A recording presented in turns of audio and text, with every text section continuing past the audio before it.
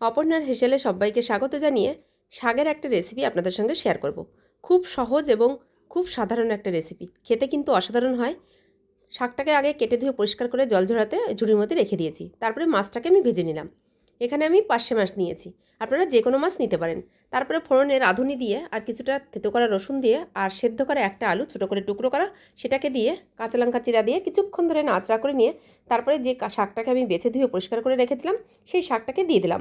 শাকটাকে দিয়েও বেশ কিছুক্ষণ ওই আলু রসুনের সঙ্গে একসঙ্গে নাড়াচাড়া করে নিলাম। শাকটাকে মোটামুটি ভাজা ভাজা করে নিয়ে এর মধ্যে দিয়ে দেবো অল্প পরিমাণে জল, খুব বেশি জল কিন্তু দিইনি। এবার শাকটা ভালোভাবে ফুটে উঠলে এর মধ্যেই কিন্তু মাছগুলোকে দিয়ে দিলাম। মাছটাকে দিয়ে কিছুক্ষণ নাড়াচাড়া করে নিয়ে ঢাকনা দিয়ে ঢেকে দেবো। ঢাকনাটাকে খুলে নিয়ে আলতোভাবে একটু নাড়াচাড়া করে নিলাম। রান্নাটা আমার হয়ে গেছে, এবার বাটির মধ্যে নামিয়ে নিলাম। একদম সাধারণ রান্না, খেতে কিন্তু অসাধারণ হয়। একবার ট্রাই করে আমাকে জানাবেন। ধন্যবাদ।